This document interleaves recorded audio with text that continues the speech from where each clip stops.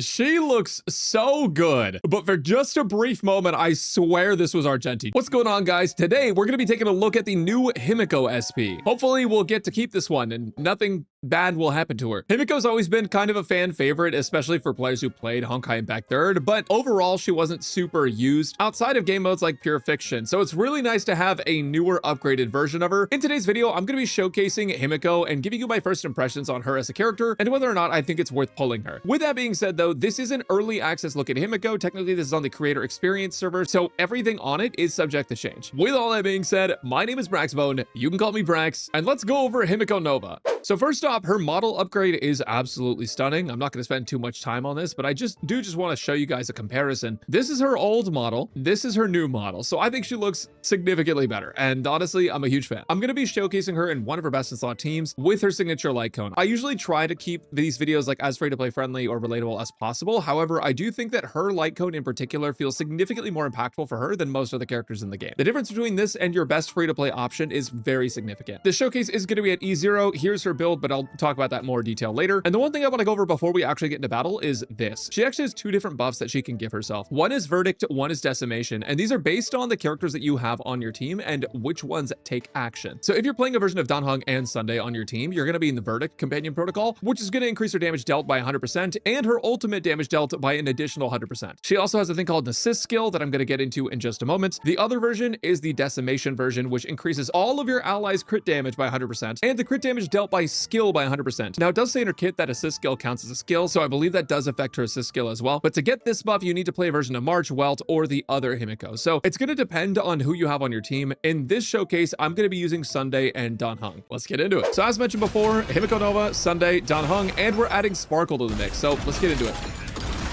Oh man, that's so cool. All right, and all of these effects are going to start at the beginning of battle, and I have a lot to tell you guys about in just a second. All right, so Himeko Nova's kit is actually really easy to understand, and I actually think that a lot of people will be kind of relieved, to be honest. I know I was. So even though she does have all of this text, it actually isn't anything like super concerning for you guys, because most of it is just explaining the mechanics of the assist skill, which is her main gimmick. Now, I kind of already talked about what the companion protocols are, which are just having to do with the different characters that you compare her up with. In the Verdict team, you want to use your ultimate as much as possible with different characters, so that way you can get extra assist skills. These assist skills end up counting as a skill used for her, but they do a ton of damage and you can activate them on other characters' turns. So for example, Danhong has an assist skill available right here. The cool thing is if you use it with an Astral Express companion, the assist skill will give them an extra turn and allow them to immediately act again. So watch this. So boom, 152k. Now Danhong still has his turn available to him, so we can go ahead and use his skill or his basic attack. Now, as mentioned before, you do want to ult as much as possible. This team's obviously not going to have skill point issues because we have Sparkle. So I'm going to skill as much as I can with Danhong just to get him as much energy as possible throughout this fight. Himeko also helps you generate more energy because whenever you use one of those assist skills, you also are going to gain 4 energy on that character. And Himeko herself is also going to get energy from assist skills, though it looks like it's closer to like 18 energy. Either way, that's how the bulk of this team is going to sort of play. So as you can see down here, this is how many stacks of ultimates we have for Verdict. I'm going to go ahead and skill and ult immediately, which is going to give us a 1 stack here. So boom, we have 1 stack. And okay, so now it's Sparkle's turn. So I actually have this speed tune so that way Himeko Nova will end up pulling in front of Sunday, which is basically going to allow us as many actions on Himeko Nova as possible. Our goal is to get as many ults as possible with Himeko Nova because Himeko Nova's ultimate does a ridiculous amount of damage. Her ultimate's not that crazy to explain, though I should just quickly go over the rest of her kit. So basically, she does get an all-type 20% res pen and 80% crit damage passively. She can also break enemy toughness without them being a fire-weak element, and her skill is going to increase your damage dealt by all allies by 20%. Now, something to note is that I actually haven't used her skill yet, but it is active because her technique does activate her skill at the start of every wave. This will be useful later on in the fight, and I will let you guys know when. The assist skill thing, most of her kit is just explaining it. As you can see, I don't have it on Sparkle. This is because you get an assist skill from Himeko every time she takes a turn with her skill active, and using her skill will also give you an assist. So basically, so long as you play Himeko and as long as she takes actions, you will be able to get assist skills and it will not be an issue. So what I'm going to do, and I'm actually actually running 4-star light cones on these characters as well, just to make it like kind of maybe a tiny bit, little bit more relatable. Dance, dance, dance, dance, dance, dance, and we are wildfire, just because I am using her S1, so I needed to nerf it a little bit. But since we're using double dance, dance, dance, there is a tech I'm going to do later, but I'm going to go ahead and skill Himeko forward. It is now Himeko's turn, and she also has an assist skill. When she uses this assist skill, it doesn't count as using her one assist skill that she gets to hold on to. So that means that Sunday can use it right after her. So I'm going to go ahead and do that just to show you guys. And she has her ultimate ready. That did 545k. That's crazy. So she has her ultimate ready. I could activate it right now, but I do want to catch Sunday's buffs. So I'm going to use the assist skill on Sunday now. Now she has 0 stacks of assist skills left. But just like that, in 2 turns with assist skills, she did almost a million damage. It is Sunday's turn still because of the extra turn thing that I mentioned only applies to Astral Express characters. If I have not mentioned that it only applies to Astral Express characters, that's my bad. I don't know. I've been yapping a lot. I don't remember if I said it. But either way, I'm going to go ahead and skill her forward with Sunday. I'm not going to use his ult yet because I don't want to waste the energy. So I'm going to go ahead and skill her, and then immediately go into her ultimate. And check this out. Her ult's really simple. You have 6 charges here, and you start with 3 already in the chamber with one of her passives. So we're gonna go ahead and use her big ability. Boom, blow them up. 1, 2, 3 big chop straight through the arena. Big slice. Blow them up again. Boom, 1, 2, 3, and blow them up again. God, this is such a cool ultimate. We're playing at 1x speed, obviously, because, you know, aura farming or whatever. I think that damage number is absolutely ridiculous. And now it's Himeko's turn because we pulled her up with Sunday. So after her turn ends, I can go and use Sunday ult and Sparkle ult to go ahead and action forward. We're going to use the assist skill on her. Her turn is over. 500k from that. Sunday, and Sunday's the second ult, so we're gonna get another assist skill from her Trailblaze ability here. Sorry, not Trailblaze ability, Companion Protocol Verdict is what it's called. Anyways, Sparkle ult as well, and we actually almost have full energy on Himeko again, and I think we might have it right after this. So we're gonna go and use her skill again, and not quite, but that is okay. So they're going to go ahead and do some attacks. We'll pull her up with Sparkle. Actually, she's already good to go, so we can just do this right now. But I'm not going to do that. You know why I'm not going to do that? Because I think we can end this fight without using it and save it for the next cycle. So we're going to try and do that. Going to go ahead and skill her forward. Get the assist skill ready. I also need to re-up her skill, but I'm not going to do that because her skill will automatically re-up at the start of the next wave. And I just want these guys dead. So a little bit of tech going on here. 690k from that. Pretty good. I'm going to go ahead and assist skill here before I action forward her. Action forward. Assist skill once again. Blow them up. And there we go. I'm going to wait till Flame Reaper attacks here. She just used her skill. All right, now that she's attacked, I'm going to go ahead and use her ultimate and try and get rid of as many of these as we can. So, boom. 1, 2, 3. Explosions. Blow them up. Even more explosions. Holy man. I feel like I'm watching Fate right now. Like the explosion sounds are so ridiculous. And I'm gonna go ahead and use Daniel to go ahead and ult and get that Verdict activation. She's gonna do a lot of damage to them. Now it's her turn once again. And we do have Sparkle and Sunday's ult coming up. I'm gonna go ahead and assist. Skill up Himeko, and now we can assist Sunday ult immediately after her turn ends. And now we can also Sparkle ult just to catch the buffs. You know, nothing super crazy, just gonna get those buffs before we ult with her. She's also gonna get the assist skill with all of the buffs active. And here we go, back in the Gundam, baby. 1, 2, 3. God, she's so sick. What a cool character, man. All right, so now it's just, you know, repeating a lot of what we did before. So assist skill on every express character that you can, because they will get the extra turns, which is going to be really nice. And now, because we're not starting another wave, I will actually skill on Himeko, because we do want the energy from her skill and we want the damage bonus.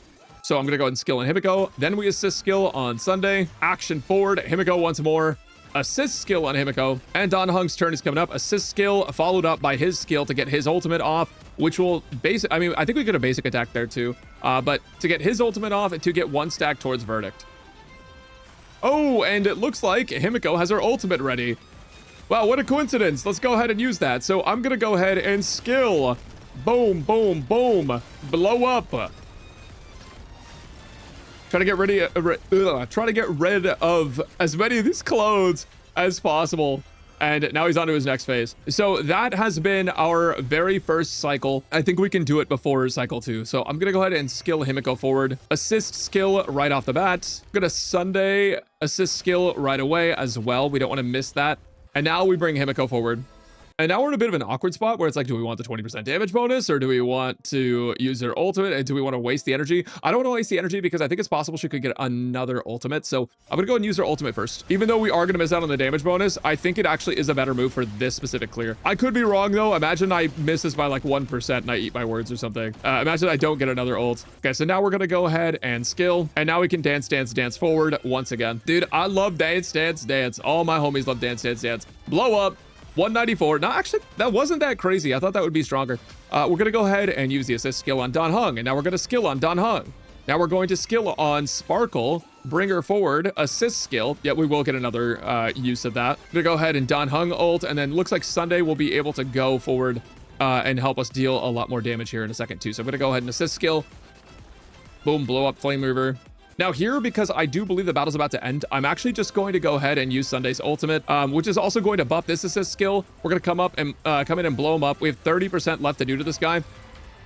So boom, explode. Literally blow up. God, such a cool ultimate, man. He's at 9%. Let's see if we can do that with assist skills before he comes back up. Yeah, we definitely got this. 100%. Assist skill. Boom. And there it is. So that was in one cycle with some free-to-play Lycones on the support. So I think that's pretty decent, especially for an E0 character. I'll give you my full opinion on her in a little bit. I do want to go over her build and stuff just so that you guys have a reference if you know, if you want to know like what to pre-farm and stuff. But before that, there is one thing I forgot to mention. Essentially, every time that she gets an assist skill back, which is every time she takes a turn with her skill active or anytime she uses her skill, she is going to get an extra 5 energy by capping that. It's a passive in her talent, I believe. Yeah, whenever she caps the amount of assist skills that she gets, she will get an extra 5 energy. So that's worth keeping in mind. I don't think it like changes too much, but she is getting more energy than I initially stated. So earlier in the video, I mentioned that you probably want to get her signature Lycone if you're trying to invest into her, and I still kind of stand by that. I think that it does way too much, or I think it adds way too much damage to her kit, basically. I think this effect, the wearer ignores 32% of target's defense when dealing damage, is absurd. It's ridiculous. It also makes her stronger with Weld, just as an FYI, for a heads up. But it also gives her even more energy and also assist skill damage and ultimate damage as well. So very, very powerful Lycone and a high base attack too. But if you're not playing Herta anymore and you have her signature, this one can work pretty dang well and add a pretty solid amount of damage. And against many enemies or in something like Pure Fiction, even her original Lycone, Knight on the Milky Way, can be really good. This thing at S5 too, if you've happened to been playing for a really long time, can also be really solid on her just because of the amount of stat buffs that she gets. But like I said, it's much better in Pure Fiction where enemies break faster and where there's more enemies. Before Dawn is also amazing for the crit damage and skill and ultimate damage. And if you want to know the best 4-star, it is going to be Today's Another Peaceful Day, which is going to be the damage improving Lycone based on their max energy you get from the battle pass. It is always good on Air Edition characters pretty much, and it is really good on her, especially if you have S5. Genius's Repose is also amazing for the crit damage increase whenever you defeat an enemy. You will be defeating tons of enemies with this character, so you can look forward to a lot of buffs there. Though the biggest downside is it only lasts 3 turns, and as you saw, we were taking quite a lot of turns with our setup. But good news, the Day the Cosmos Fell is also another solid option, and if you haven't crafted that, but you got all the free Lycones at the beginning of the game, well, you have the seriousness of breakfast. I gotta be honest though, her signature Lycone just feels significantly better than basically everything else. And though that is the case for a lot of characters, in Himeko's case, it feels significantly more impactful, especially because it gives more energy, and that defense ignore is so impactful to your gameplay. Now, as for relics, there's actually a couple different sets that you can use, especially on her planar ornaments. I actually ended up using one that I think basically ties for value with her dedicated best in slot. The Banana Amusement Park is going to give you 16 crit damage, and then an extra 32 crit damage whenever you have a Memo Sprite summon, or just any kind of summon at all. And Dan Heng is going to give her his summon basically. So it's going to activate Banana Amusement Park. So this is a total of 48 crit damage. This is a similar set, basically increases her crit rate by 8%. And if the wearer and another teammate are Trailblaze companions, which would be like her and then like Remembrance MC or Dan Heng or something like that, you get another 32 crit damage. So it is fundamentally the same amount of crit value. It just has different activations. A lot more people are going to have good Banana Amusement Park sets than they are going to have the Fallen Star set, which is going to be new. So if you already have Banana Amusement, you don't have to farm for new sets, but this one can be a good dedicated set for her. And I went with an attack rope here, fire damage boost here. For the 4-piece, I went with as Navigator, I see Seize It. Basically, it's going to be a 12% attack buff, which is nice, but the 4-piece is going to make it so that she gets an ult and skill damage up by 18%, stacking up to 3 times. Now, the thing is, at the start of her turn and when using her ultimate, it's going to remove 1 stack, but this basically isn't an issue because it counts as using her skill when her assist skill is used. So when you pop that with an ally, she's going to be gaining a stack and you just don't really have to worry about downtime on it. And I was using a crit rate body and attack boots. We do play her slow here because we're just pulling her forward with the other characters in the team, which are going to be our Sparkle at 166. You do not need to make her this fast. And Sunday at 163. Again, he doesn't need to be that fast. You can just do like 161, 162 or something, and that's totally fine. Oops, I didn't mean to leak Gilgamesh. My bad, guy. I honestly think that's kind of all you need to know right now. So I'm going to go ahead and talk about our teams next. I think this is going to be more interesting. All right, so Himeko Nova is a bit more limited of a character right now. She actually looks like she should work with tons of different characters, but I mean, it's not always the best situation, okay? So first thing to know about Himeko Nova teams is that she only needs 1 Express crew member to activate her special effects. But if you can run more than 1 Express crewmate with solid synergy, it's typically going to be better to do that. Here's the team that I was just running with Sunday, Sparkle, and Dan Heng. This is running 2 Express crewmates, so you are going to be able to use assist skills pretty consistently, and due to the action forward and the way we have it sequenced, you'll be able to use an assist skill on every Sunday and Dan Heng turn, and they will be able to take their turn as well. So this team basically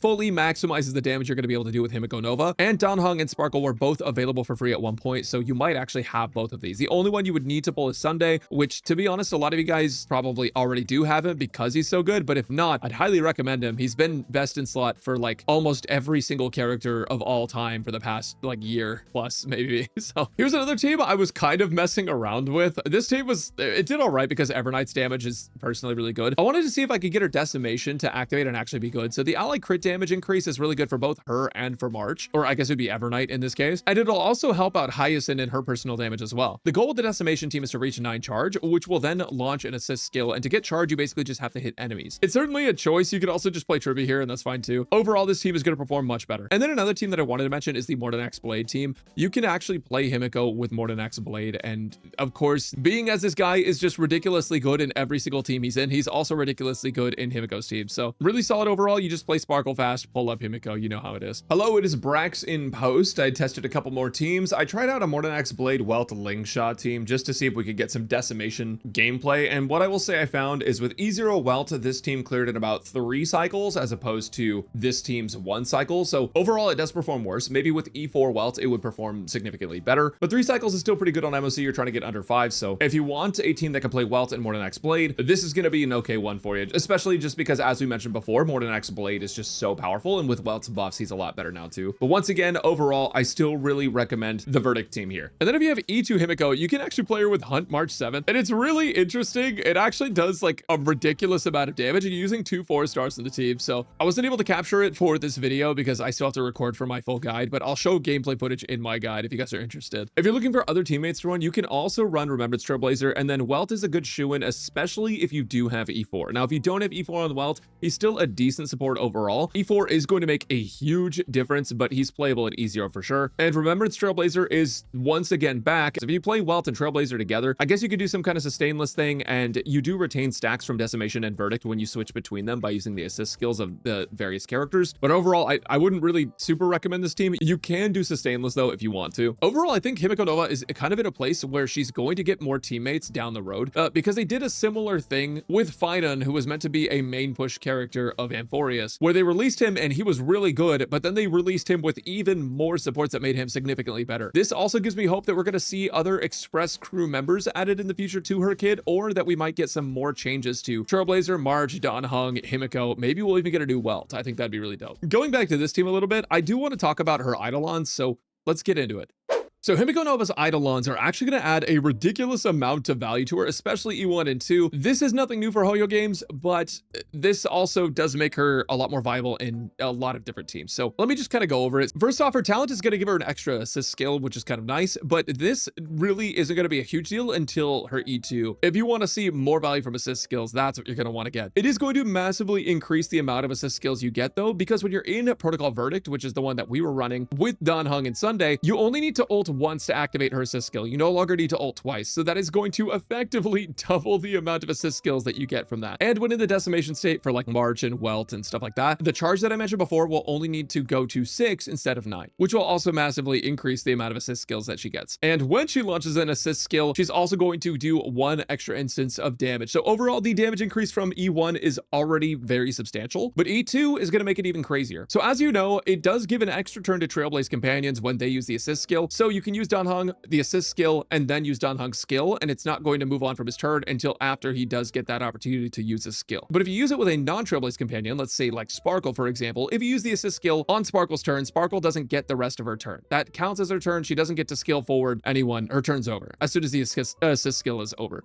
Right? Well, in this case, you actually get to increase the cap of Himeko Nova's assist skills that she can hold on to 2. And when a non-Trailblaze companion uses their assist skill, they will also get an extra turn. So E2 makes it so that you can also assist skill on Sparkle's turn, which is not only going to give you a ton more energy, which E1 also is going to give you a ton more energy because of the amount of assist skills that you have, but it'll also give Sparkle energy, and it'll also add a ridiculous amount of damage. She's also going to recover 1 assist skill immediately at the start of each turn. And on top of that, her damage dealt by her ultimate and assist skill becomes 130% of their original damage. So a straight up 30% increase in addition to all of the extra assist skills from E1 and E2. So E1 and E2 are a ridiculous increase in damage, guys. It is absurd. E3 is an ult and basic attack level up. E4 is going to make it so that her all-type res pen boost now applies to literally everyone on the team, and her res pen increases by 10%. Skill and talent level up for 5, and then for 6, her fire res pen increases by 20%, which is going to put her at what, 50% fire res pen? That's pretty insane, to be honest. But that, now I understand why it's all-type res pen, right? Because it's on the E4, it applies to everyone on your team, and they don't need fire res pen, they need all type. The cap of source energy increases to 6. If you guys don't know what source energy is, I didn't really explain it because I didn't really need to. Her ultimate costs source energy. Every time you basic attack in her ultimate, it gives you a source energy, and they use 3 source energy to do the big missile attack on her skill button, which is E,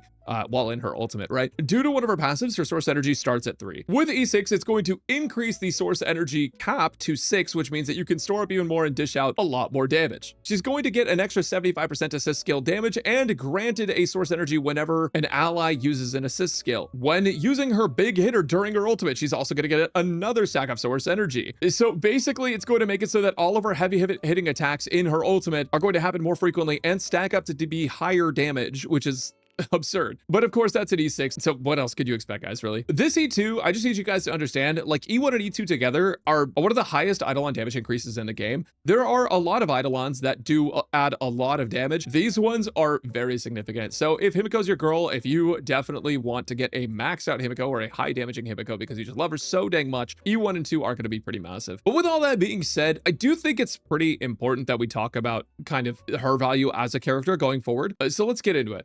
I'm going to try my best not to yap too much here because I do feel like this video is already a little long. I could be completely wrong. Maybe it's actually short. I won't know until I edit it. But all right, here's the deal with Himeko. I think that this character is really cool. I think she's a lot of fun, and I'm glad that she has synergy with all the Express crew. I think that it's really nice when they do make characters work together well in lore, like it's just a nice touch, but also this is mother, basically, of the Astral Express crew, so I think it's really fitting. But I do think that there is also something to be said for some of the decisions they made surrounding her signature light cone and not really giving her too many good free-to-play options that make her feel as solid as this. Now, obviously, they're not going to make her signature light cone bad, and I don't want them to do that. I just wish it felt a little less necessary because it is such a massive DPS increase and quality of life change for her to run it. I have no problem with E1 and 2 being strong. I'd rather those be strong than E3 and 4 be strong, to be honest. But overall, I think my main gripe is the light cone. I just feel like it's too good for the value that you would have to spend to get it. And I think making her light cone feel like so powerful, especially during a patch when there's so many other things going on, like the Fate collab and stuff happening all at once, does feel like it's going to be a little tight for free-to-play players if they love Himeko and want to afford some of the Fate characters, or even some of the other characters that are coming out this patch. I mean, there's a lot of good ones. But once again, I do feel like the Astral Express thing,